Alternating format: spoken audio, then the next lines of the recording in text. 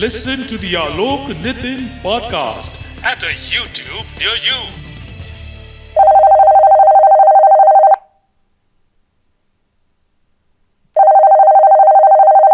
दादा, I apologize. I'm so sorry 10 minute late करने के लिए. अरे कोई नहीं भाई, मैं तो I was waiting with my all my Zoom का पूरा ऐप ओपन करके, so I was very comfortable.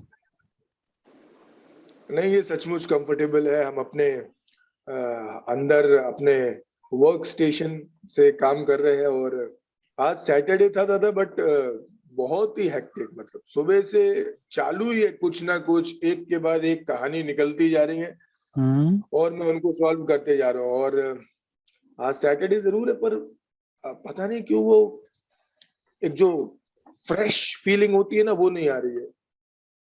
Usually Saturday was a day when पूरा हफ्ता काम करके आप सैटरडे एंजॉय करते हो. अभी तो आउटिंग करते हो, वैसा बहाना तो रहा नहीं अभी.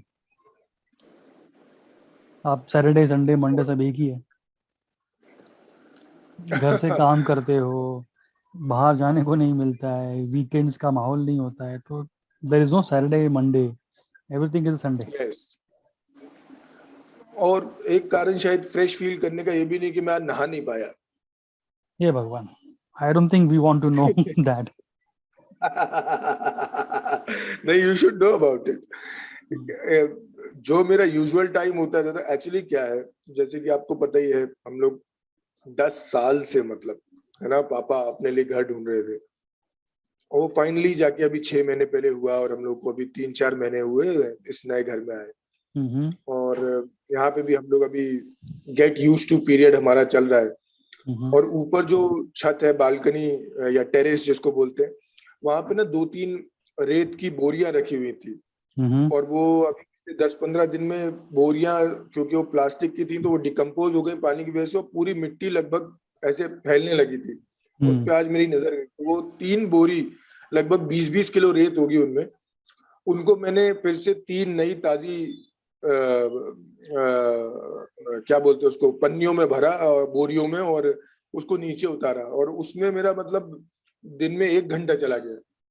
फिर मैं आया, खाना पीने का टाइम हुआ, फिर वो एक जरूरी 2-3 काम थे, उनको करने के लिए निकला. 4-4:30 बजे वापस आया. उसके बाद भी यहाँ पे 1-2 इशू हो रहे थे, और वो करते करते बस अभी जैसे मैं फ्री हुआ सब करके, और इतने में 10 मिनट लेट भी हो गया.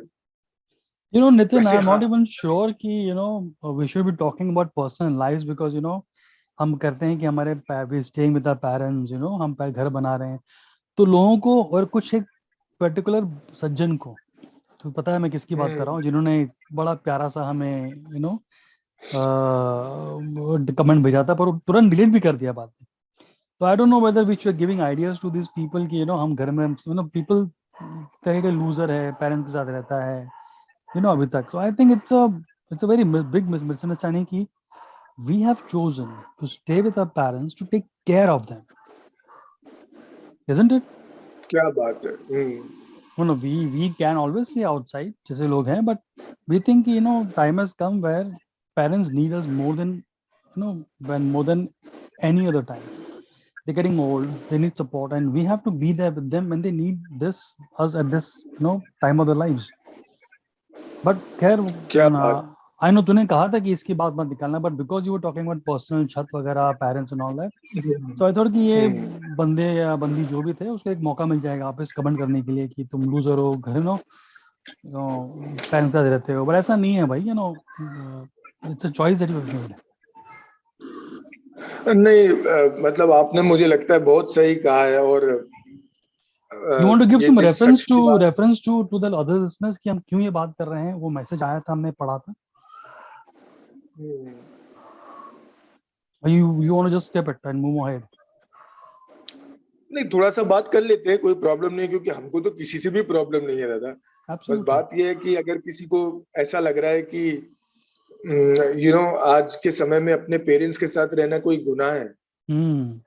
आज के समय में अपने पेरेंट्स, जिन्होंने बचपन में अगर हमको अपना हाथ पकड़ के चलना नहीं सिखाया होता, हमको साइकिल चलानी नहीं सिखाई होती, हमको सही बोलना नहीं सिखाया होता, राइट, और हमको उस समय पे पैरासिटामोल की दवाई नहीं दी होती जब हमको बुखार होता था, हम वैक्सीनेशन बचपन में जब थे छोटे थे हमको लगा Exactly. के अगर उन्होंने हमको छोड़ दिया होता कि नहीं नहीं अब तो तुमको हमने बड़ा यानी 8 साल का कर दिया है, प्लीज टेक केयर योरसेल्फ, आप हम्म अपना ध्यान खुद रखो, तो पता नहीं हमारा क्या होता।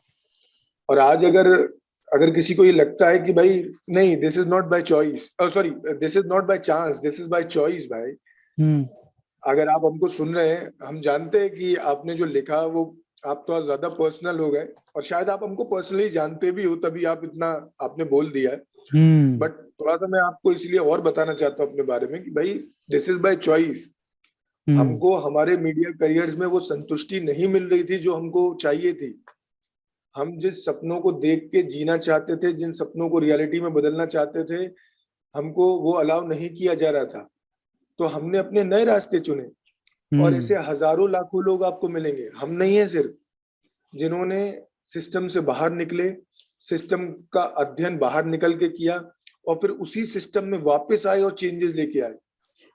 और ऑफ कोर्स आपको बोलने का हक है, और पर्सनल लाइफ अगर नहीं बताएंगे तो आपको क्या बताएंगे? What do you want to tell us? हमारा ये जो पॉडकास्ट है, ऑफ कोर्स ये एक तरीका है कि जैसे कि आपको ये समझ में भी आना चाहिए कि पॉडकास्टिंग एक तरीका है कि जिसके जरिए हम एक वाइडर ऑडियंस के साथ कनेक्ट करना चाहते हैं, जो ये सब सुनना चाहती है, जो ये जानना चाहती है कि भाई ये जो पर्सनैलिटीज हैं, ये लोगों का लाइफ कैसा होता है, इनका दिन कैसा होता है, ये भी कहीं रहते हैं क्या, घर में रहते हैं कि ये स्टूडियो में ही सो जाते हैं, जो कि मिसिंग है बहुत जगहों पे। और इसीलिए हमने ये पॉडकास्टिंग के आइडिया को शुरू किया कि भाई जस्ट लाइक फ्रेंड्स, जैसे दोस्त बात करते हैं वैसे हम भी बात करते हैं। और ऑफ कोर्स आने वाले दिनों में हम और बातें करेंगे, हमको और अगर ट्रोल्स आते हैं हम उनको डिस्कस करेंगे, बट अभी we are not in a mood to discuss you. आपको हम डिस्कस नहीं करने वाले यहाँ पे, क्योंकि आपको पता है आपने जो लिखा, you were also not sure about that, इसीलिए आपने उसको डिलीट कर दिया वहां से। एब्सोल्युटली दादा, उन्होंने डिलीट कर दिया। या और हम चाहते हैं कि आप इसमें ये देखिए कि at least we are taking a effort कि हम एक हम गांधी जी भी कहते हैं, बहुत सारा आपने उदाहरण वो सुना होगा कि ग्लास में आधा पानी है या आधा पानी नहीं है, ये आपके ऊपर निर्भर करता है आप कैसे देखना चाहते हैं। ऑफ कोर्स इंडिया में बहुत सारी प्रॉब्लम्स है, ऑफ कोर्स इंडिया में चीजें सही नहीं है, पर क्या जो चीजें सही नहीं है, क्या हम सिर्फ उसी पे फोकस करके हम इनजस्टिस उन लोगों के साथ नहीं करते क्या जो सही कर रहे हैं? आज हम कोविड अप्रोप्रिएट बिहेवियर की बात करते हैं। आज ही मैंने देखा था बिजली का बिल जब मैं भरने के लिए गया था, इतना डराया है मीडिया ने पिछले 1.5 साल में, तब भी लोगों को नहीं समझा। थैंक्स टू अवर गवर्नमेंट, अभी जो इलेक्ट्रिसिटी मध्य प्रदेश में दिया जाता है, उसका जो पेमेंट कलेक्शन वगैरह है वो सब प्राइवेटाइजेशन हो गया है उसका। तो आपको एक बहुत ही खराब से सरकारी ऑफिस में नहीं जाना पड़ता है, कियोस्क बने हुए हैं जगह जगह पे, और मेरे घर के पास कम से कम 3 से 4 कियोस्क हैं जो 3 से 4 किलोमीटर की रेंज में। और मैं जब भी गया हूँ पिछले 1.5-2 साल में कोरोना के पीरियड में, मैंने देखा भीड़ भी नहीं होती है दादा, क्योंकि जितने कंज्यूमर्स हैं उतना ही कलेक्शन वाले भी नहीं। तो एक समय मुझे याद है कि 100 लोगों की लाइन सिर्फ काय के लिए लगी हुई है दादा, बिजली का बिल भरने के लिए।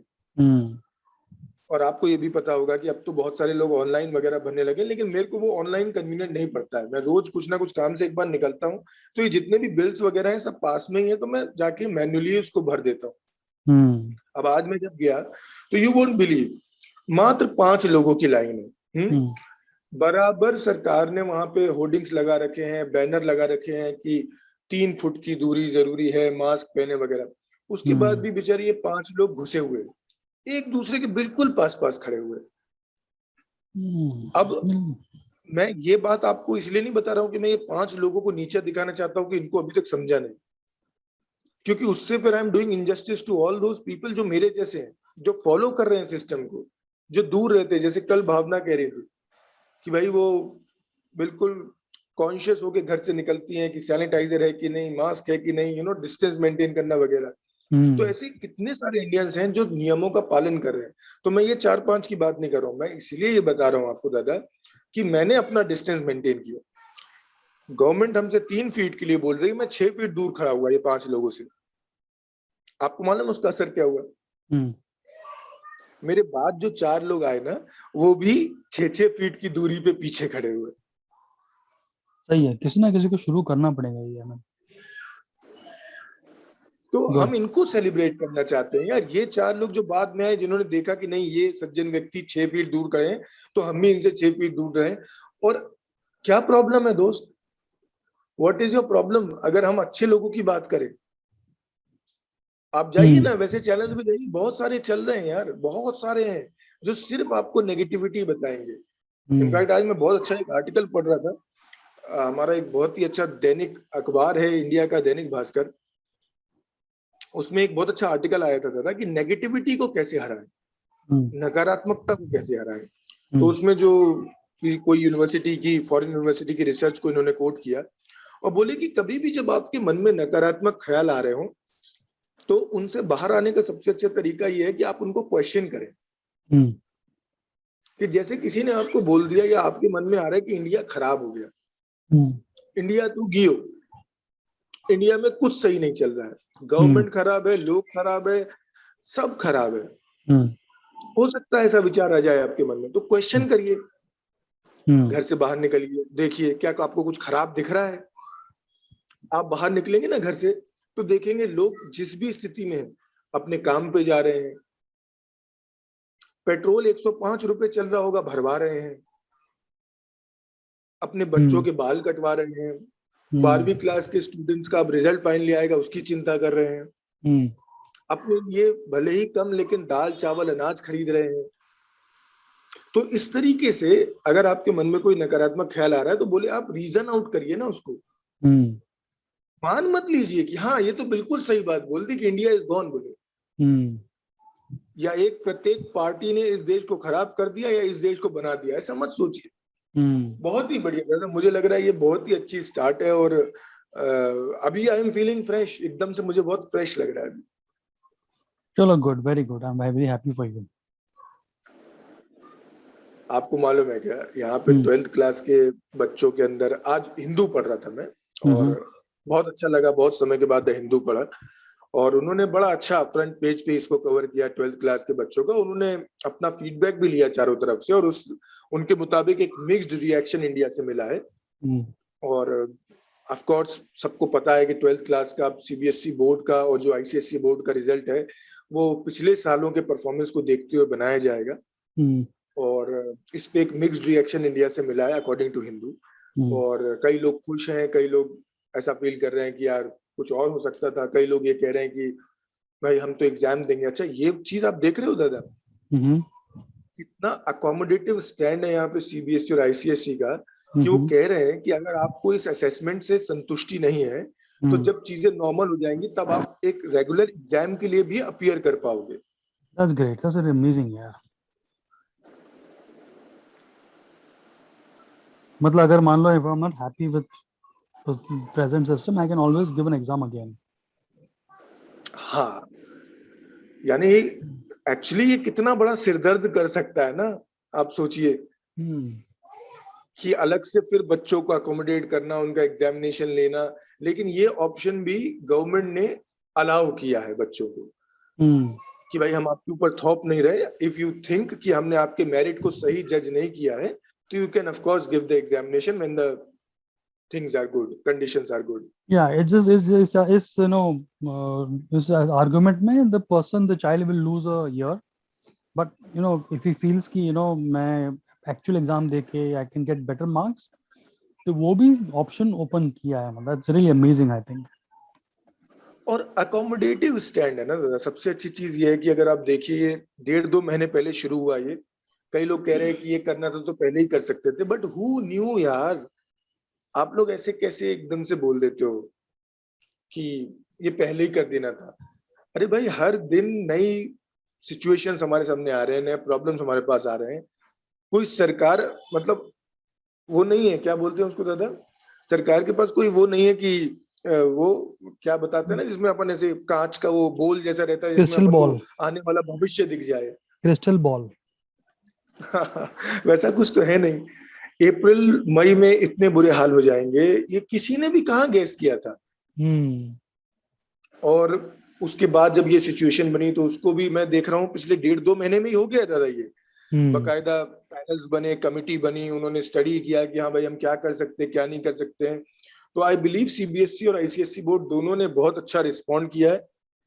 आई माइट बी रॉन्ग, हम भाई कोई पत्रकार नहीं है, हम यहाँ नॉर्मल बैठ के आपके जैसे ही सिचुएशन को असेस कर रहे हैं, है ना।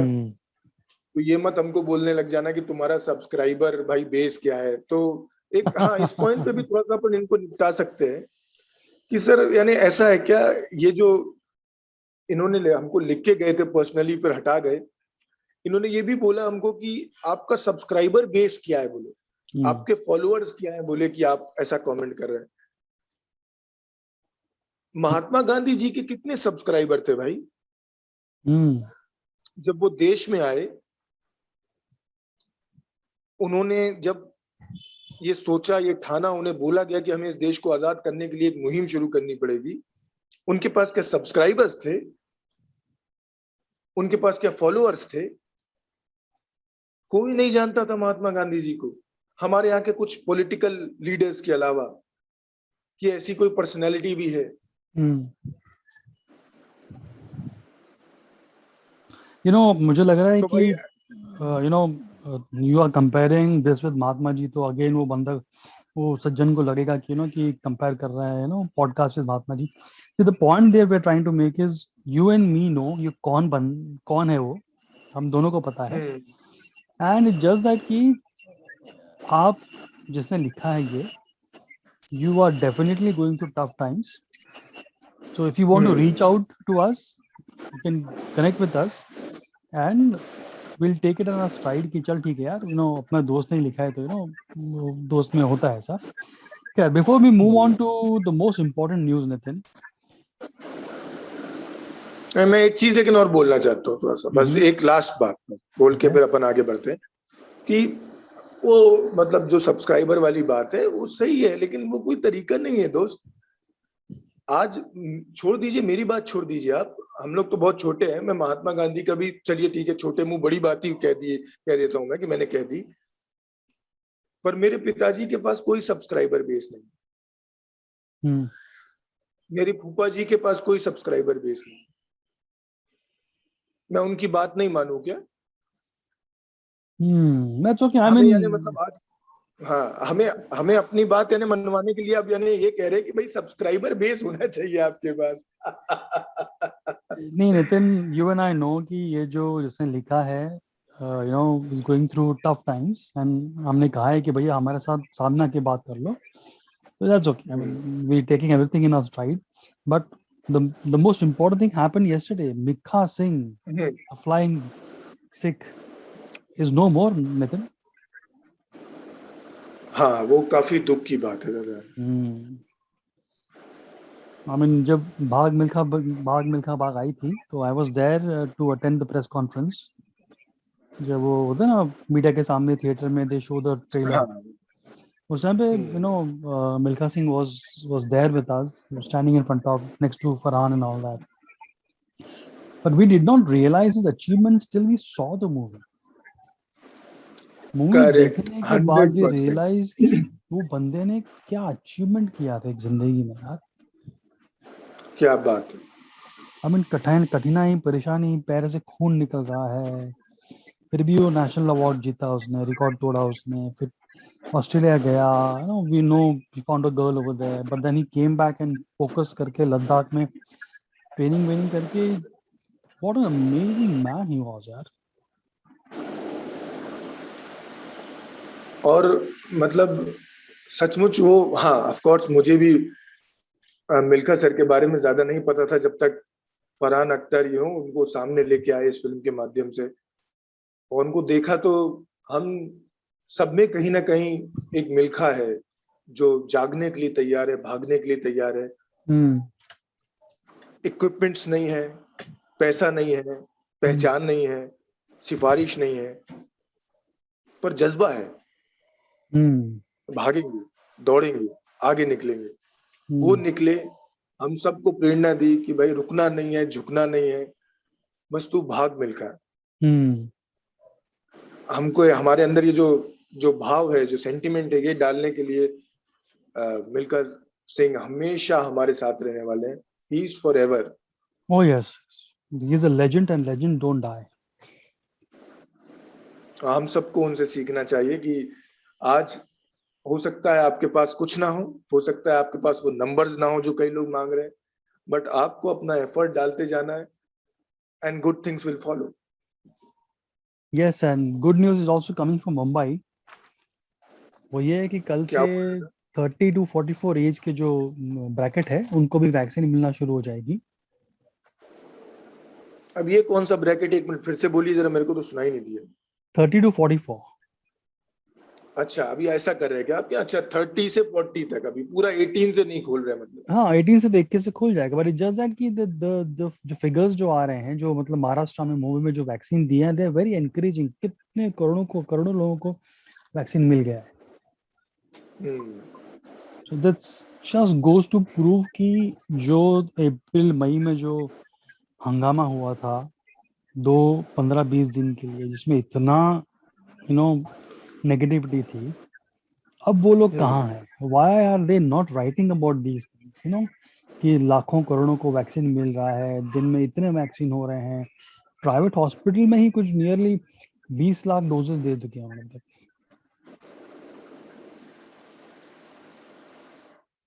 Isn't it? सचमुच कहाँ है वो लोग भाई? हाँ. और मुझे लगता है कि इसमें जो गवर्नमेंट का स्टैंड है वो शायद हमको भी समझना चाहिए, पर हम लोग भावुक हो जाते हैं, बोलने लगते हैं. बट वो बिल्कुल सही है, वो मिशेल ओबामा का है एक्चुअली कि when they go low you go high. बात ही मत करो बोले. इनकी क्या बात करना बोले, इनके बारे में क्या बात करना. हाँ, लेकिन एक बड़ी रोचक जानकारी है मेरे पास आपके लिए. ओके. अगर आप बोलो तो बताओ. बोलो तो बताओ. Tell me. स्विस बैंक में आपके कितने खाते हैं दादा? अगर मेरे स्विस बैंक में खाते होते तो मुझे ऐसे कमेंट्स ना आते.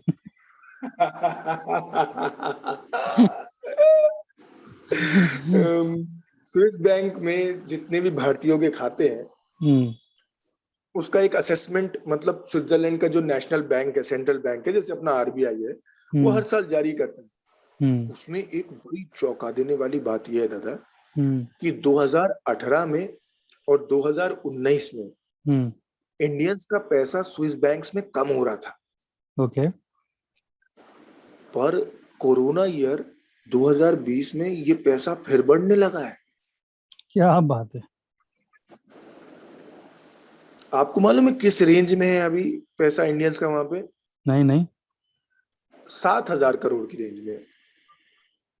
हाँ, और वो लोग बोलते हैं इंडिया गरीब देश है. 7,000 करोड़ की रेंज में. पर अभी जिसमें आपका मुंह खुला रह जाएगा ना, मैं वो बात आपको बोलने वाला हूँ. आपको मालूम है 2006 में इंडियंस का किस रेंज में पैसा था स्विस बैंक्स में? नहीं. अभी 2020 में किस रेंज में, याद है ना आपको मैंने कितना बताया अभी? 7,000 करोड़. हाँ, 7,000 करोड़. 2006 में स्विस बैंक में इंडियंस का पैसा था 53,000 करोड़ की रेंज में. आई साला, कहाँ गया? This is awesome. This is awesome. यानी भाई कितना पैसा वहां पे था, और फिर कहाँ गया वो पैसा? या तो घुमाया गया है, या नए जगह पे, नए हेवेंस बोलते हैं इनको, वहां पे भेजा गया है. But the good thing is कि कम हो रहा है दादा वहां पे पैसा. और ये जो कोरोना पीरियड है इसमें थोड़ा सा बड़ा है. तो ये जितनी धांधलियां बीच में हुई है ना, जो सब अपन जो सुनते थे कि भाई जहाँ एम्बुलेंस का अनाप शनाप पैसा मांग रहे हैं, इंजेक्शन का अनाप शनाप पैसा मांग रहे हैं, तो हो सकता है भाई अभी यहाँ से, और फिर खैर भारत के बारे में लिखने के लिए भी ऐसा भी बता रहे हैं ना कि पैसा बहुत जगहों से आया है, कि भाई भारत के लिए बारे में लिखिए आप बुरा. तो बोले आपके क्या अकाउंट में भेज दे क्या? बोले नहीं दादा, यहाँ मत भेजना, यहाँ पे तो अमित शाह जी की ईडी है, यहाँ पे एनआईए है, ये लोग हमको आके पकड़ लेंगे. अब तो हमको वहां पे दे दो, उधर पे. we are not sure. हम सिर्फ एक इमेजिनेशन कर रहे हैं भाई. डोंट टेक इट बहुत ऐसा बिल्कुल भारी में मत ले लेना. बोले तुम्हारा क्या है, बोले तुम्हारा क्या है, बोले तुम कितने साल किस जगह काम किया, ऐसा मत बोलने लगना भाई।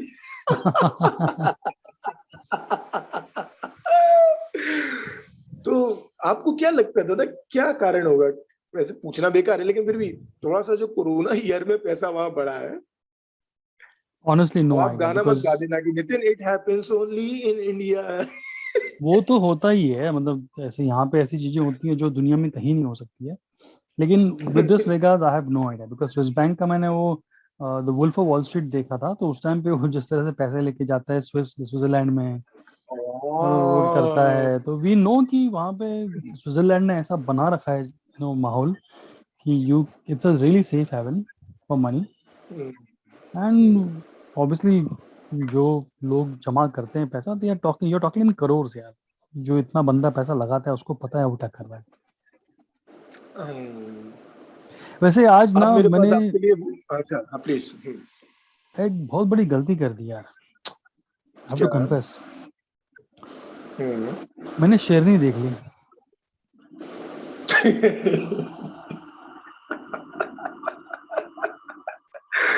मूवी जो शेरनी है वो क्या है, ना मेकर को पता है, ना राइटर को पता है, ना एक्टर्स को पता है, ना किसी को पता है। वो मूवी क्यों बना दी, डॉक्यूमेंट्री थी क्या, were they trying to make a documentary with some famous actors, were they trying to make a movie which documentary बन गई। इसका मुझे लगता है सीबीआई और पुलिस भी इसका निकाल नहीं पाएगी। मतलब कैन यू इमेजिन कि यू नो मतलब इतने बड़े बड़े बड़े भी तो नहीं, दो तीन बड़े एक्टर्स हैं, बट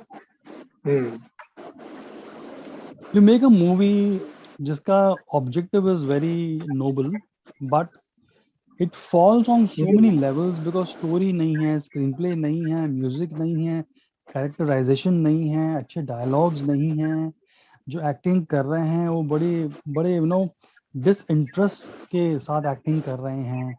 बस करना है तो जंगल में पहुंच गए हैं, कहीं भाग नहीं सकते भैया अभी, तो एक्टिंग कर लो, बाद में आप भाग जाओ। मतलब थॉट इज ओके, मतलब मूवी का, बट पूरा जो एग्जीक्यूशन है, जो ये है, nothing to write about, nothing to talk about. हाँ हाँ, आई नो दैट, वो होता है। हाँ, कई फिल्में एंड ऐसी होती हैं कि आप आई मीन उसमें वो मूवी में हमारी अनुपमा जी है ना, अनुपमा चोपड़ा, उनका एक हम्म, बहुत ही प्यारा वर्ड है ग्रेविटास। हम्म, वो ग्रेविटास बहुत बार हर हर रिव्यू में ग्रेविटास की बात करती है। मूवी में ग्रेविटास हम्म, आया, ये आया, तब it's a word which means की अट्रैक्शन टुवर्ड्स द मूवी। वो रत्ती भर भी नहीं है। I mean, it is. I mean, I can't be diplomatic about the movie because it has just missed the bullseye. तो हम्म, आई मीन आपको शेरनी देखनी है तो भैया गो टू नेशनल पार्क, वहां पे जाके देख लीजिए। You will feel better because it will be in the lap of nature. It's better to go to zoo and watch a Sherni than watching it on Amazon. I was very but disappointed.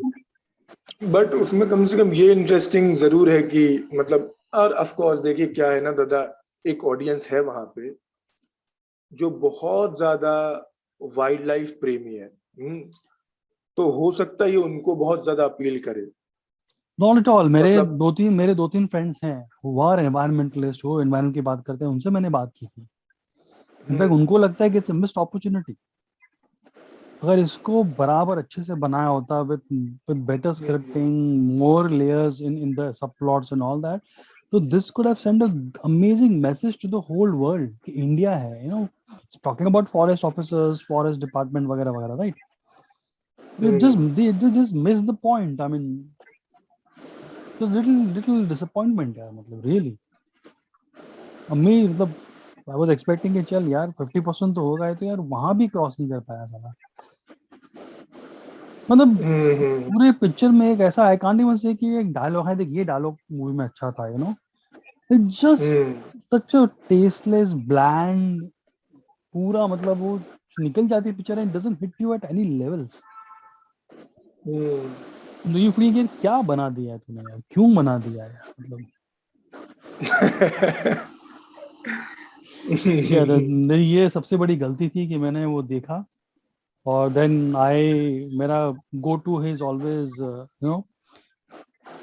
जब मुझे लगता है कि मैं creativity देख नहीं पा रहा हूँ वगैरह, तो I go back to my regular Kapil Sharma show and all those TV serials जो मुझे पता है कि द बिग बैंग थ्योरी, मुझे पता है कि वो देखने के बाद आई फील बेटर। मैं वो किया, then I could forget my mistake, then बोला चलो I will do your happy place, happy it is place. Like your happy place. It was very disappointment था, तो and just Vidya Balan is an amazing actress, उन्होंने काफी अच्छे अच्छे roles किए हैं एंड पाथ ब्रेकिंग, मतलब she has broken glass ceilings all over the place. मतलब वो आगे आने वाले समय में मिसाल बनने वाली है उनकी कि देख ये एक्ट्रेस थी, उन्होंने ऐसा ऐसा क्या किया था, तो जो नई एक्ट्रेस है उनके लिए मिसाल बनेंगी है। बट इसमें आई थिंक शी उनका चॉइस शायद ठीक नहीं था।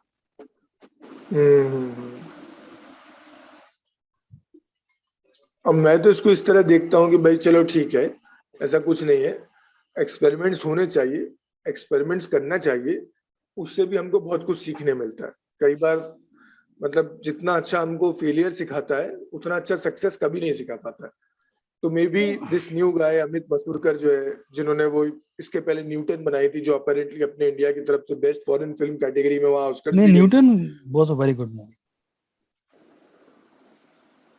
तो मे बी मतलब क्योंकि वो नए हैं, अभी ये तीसरी फिल्म है मेरे ख्याल से अमित की, और वी ऑल लर्न दादा, हम ऐसे ही धीरे धीरे सीखते हैं। और मतलब बट वाइल्ड लाइफ को अपन थोड़ा सा आगे एक्सटेंड कर सकते हैं दादा, क्योंकि मेरे पास भी दो ऐसी मतलब अच्छी खबरें हैं कि यानी मतलब आपको पता है ना, सभी जगह बात चल रही है कि भाई environment, wild life conservation, biodiversity protection वगैरह, ये हॉट टॉपिक है बहुत।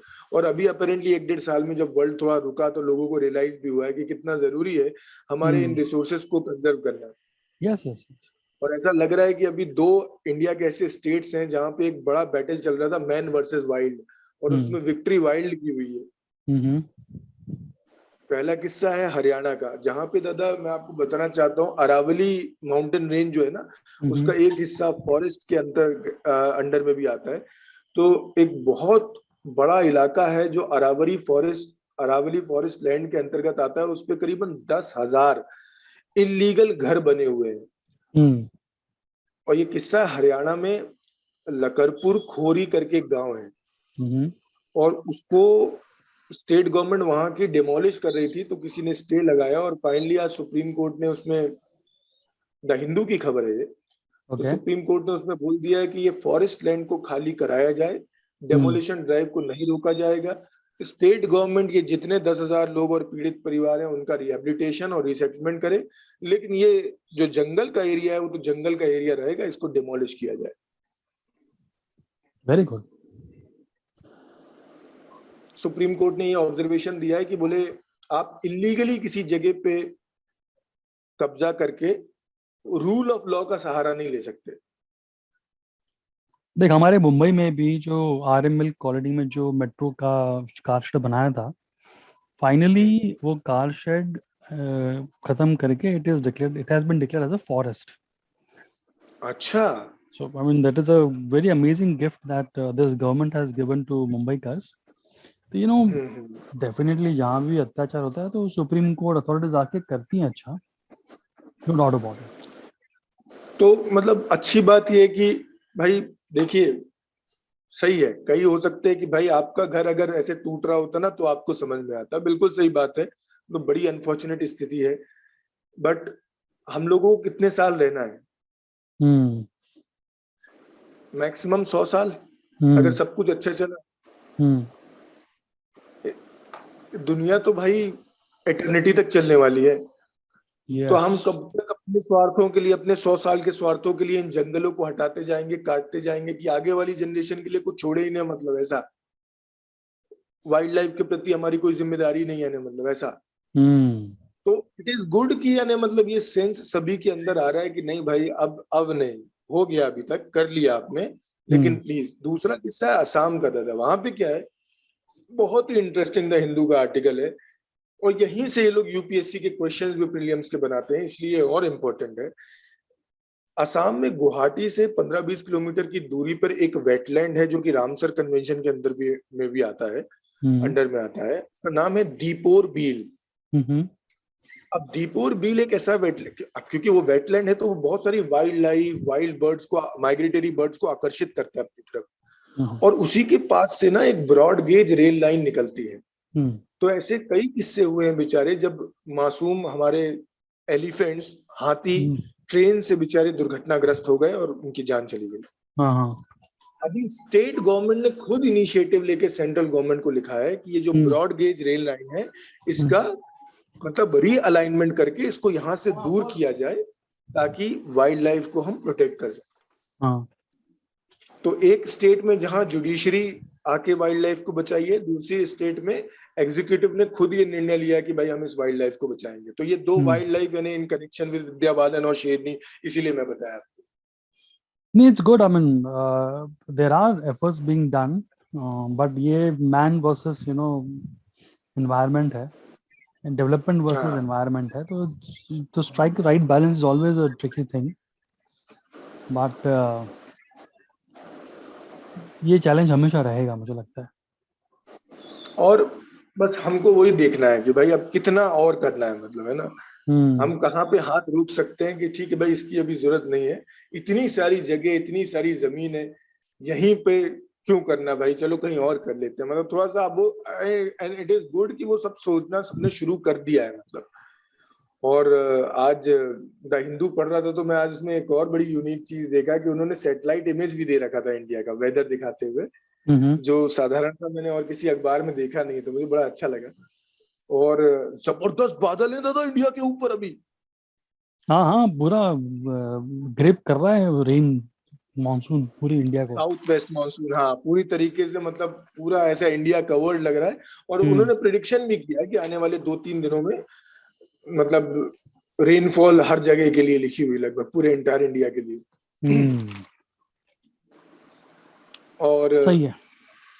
और भी बहुत कुछ है डिस्कस करने के लिए, लेकिन अभी मैं आपको एक नंबर नोट कराना चाहता हूँ, प्लीज आप नोट कर लो, क्योंकि this is very important number. Okay, आपके पास पेन और पेपर या मोबाइल दूसरे हाथ में है क्या? किसका नंबर है ये? तो ऑनर दे रहा है नंबर किसी का? हाँ, पूनम पांडे का नंबर दे रहा हूँ मैं आपको। बोल। 155 260। ये अमित शाह जी का नंबर है भाई, अमित शाह जी का नंबर नहीं, अमित शाह जी का इनिशिएटिव है।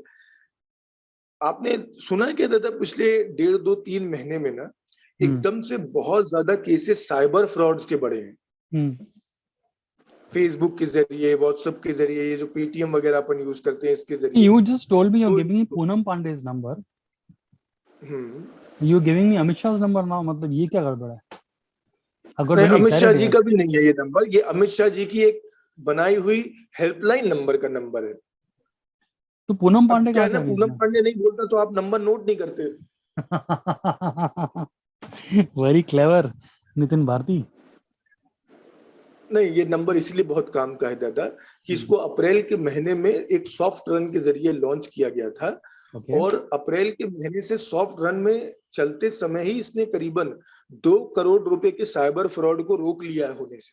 अच्छा, वेरी गुड यार। तो अगर आपके साथ ऐसी कोई भी साइबर क्राइम होती है जिसमें फाइनेंशियल कोई आपको नुकसान हो जाता है, कोई घाटा हो जाता है, तो आप 155 260, एक बार फिर बोल देता हूँ, 155 260 पे कॉल करके आप तुरंत साइबर फ्रॉड की रिपोर्ट करा सकते हैं। और ये सीधे सेंट्रल गवर्नमेंट की मिनिस्ट्री ऑफ होम अफेयर्स यानी अमित शाह जी के अंडर में है, और ये अमित शाह जी की अगुवाई में ही चल रहा है कि मतलब भाई साइबर क्राइम से आपको लुटने नहीं देंगे। बस खाली फोन करने के बाद ऐसा मत बोलना कि पूनम पांडे है क्या। नहीं, मैंने चेक भी कर लिया, बराबर फोन चल रहा है। और नहीं मतलब अच्छा है ना दादा। देखिए अर्नब बाबू, मैं आपको यही बता रहा हूँ, ये जो जितने भी भारत में ये जो साइबर फ्रॉड करने वाले लोग हैं, मैं इनसे आग्रह करना चाहता हूँ कि जो भारत की आम जनता है, जो मेहनत से बहुत पैसा कमाती है, आप इनके साथ ऐसा मत करिए। आपको अगर फ्रॉड करना है तो आप बाहर आइए ना, आप पीछे छुप के क्यों ऐसे वार करते हैं? मासूम भोले भाल, आपको फ्रॉड करना है तो सुन लीजिए, मेरा आपसे ये कहना है कि आप राजनीति में आइए। आप राजनीति में आइए, हमारे खिलाफ चुनाव लड़िए और फिर अगर मौका मिले तो फ्रॉड करिए। मैं आपको ये भी बता सकता हूँ कि अगर आप राजनीति में हमारे खिलाफ चुनाव लड़ने के लिए कहीं पर भी आएंगे, भारी से भारी मात्रा में जनता हमारे को वोट डालेगी और वहां पर भी जहां से आप लड़ेंगे, हम वहां पर भी पूर्ण बहुमत वाली भारतीय जनता पार्टी की सरकार बनाएगी। धन्यवाद।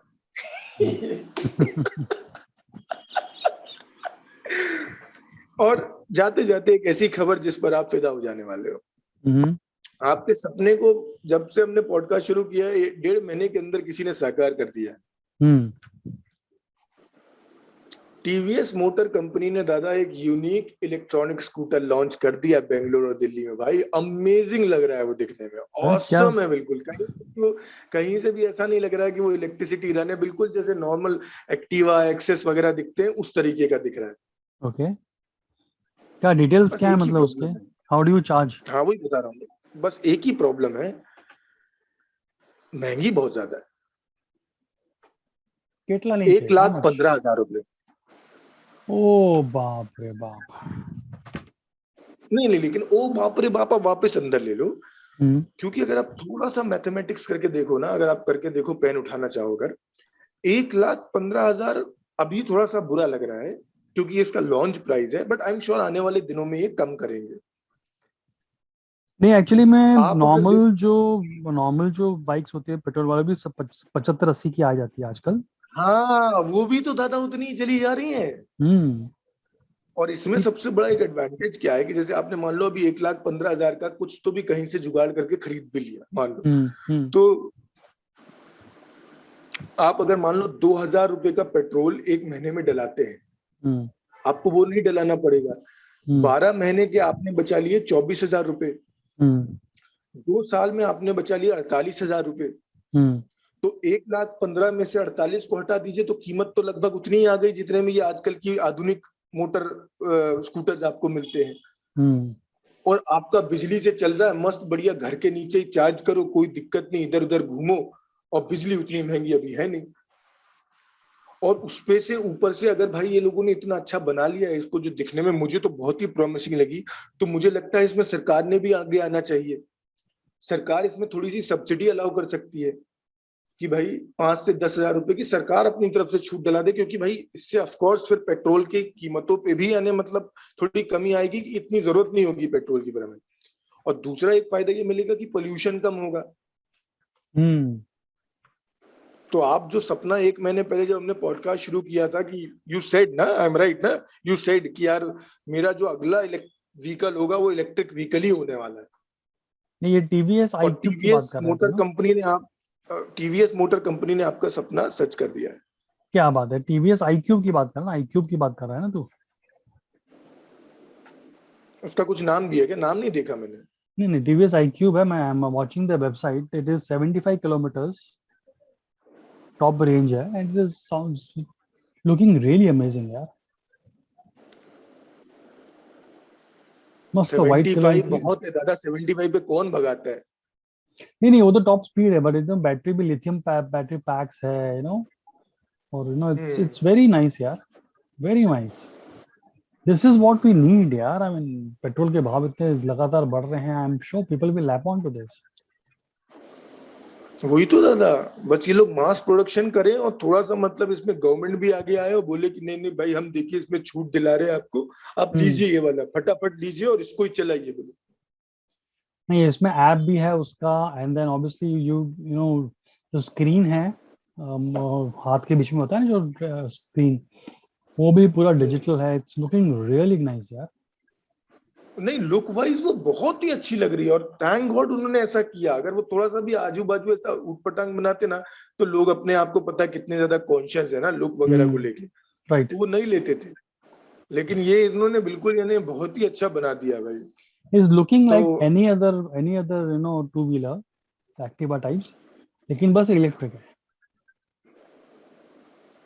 And it is looking much more cooler, क्योंकि उसको पेट्रोल नहीं लगेगा ये 100 रुपए का। हाँ। तो उसके साथ एक एडेड कूलनेस है मतलब। Very nice. सही है दादा। तो चलिए फिर आज के हम शो को खत्म करते हैं और कल फिर से मिलने का वादा करते हैं और यस कल यस, फिर से आई आ मीन जाएंगे। विल गेट आप सम भी मोर सुनते इंफॉर्मेशन रहिए ऑन दिस। और सुनते रहिए। Thank you so much Alok Nitin podcast सुनने के लिए। Listen to the Alok Nitin podcast at a YouTube near you.